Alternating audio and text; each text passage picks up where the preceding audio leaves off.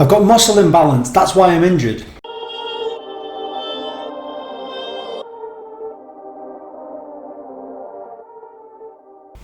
Now, is this actually completely true? Now, we do know that muscle imbalance sort of can be a bearing on things. And obviously as physios, we look to find imbalances as one of the things we look at and look to address these imbalances.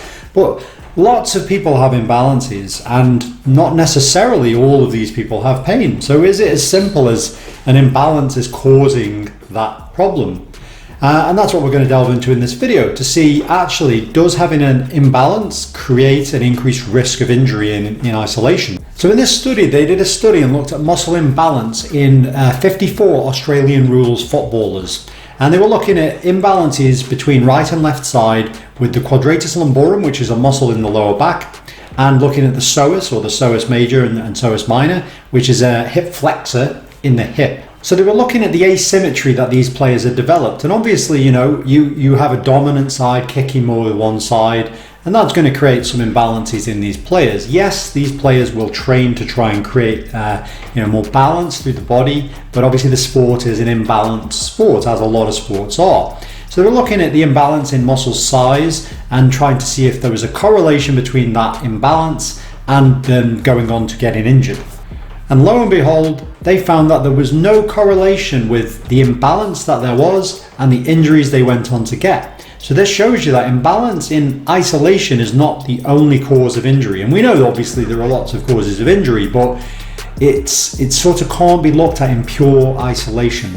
Now we've got to look at this population group and think, well, these people are looked after well, they got personal trainers, physios and all sorts of things on their side to improve how their bodies cope with any imbalances, to either address the imbalances or to help their bodies cope better with the imbalances. They're going to be strong, they're going to be fit, they're going to be flexible, they're going to have great proprioceptive control. All these things are obviously probably reasons that you could certainly extrapolate as to why these people perhaps didn't have injuries with these imbalances. And a lot of the time as physios, we see people from the general population who aren't in that physical condition. So therefore the imbalances sometimes are created from inactivity versus overactivity. And this could be a relevance here. So I think what we need to look at is imbalance in isolation has to be taken into context. And we need to think, well, is this person strong? Is this person flexible? Have they got all of the requirements for their demands of their lifestyle? And if the answer to that question is no, they're weak, they are inflexible, they are doing repetitive motions of the same thing or sustained postures, and then they've got an imbalance, then yes, as part of that whole picture, that imbalance could be relevant and certainly is something that you could improve upon. You've got to look at the context of the imbalance is what I think this research shows us. So this research shows in isolation, imbalance is not the be all and end all. However, in certain people, it may be relevant. So don't shrug this off and say, imbalance, who cares?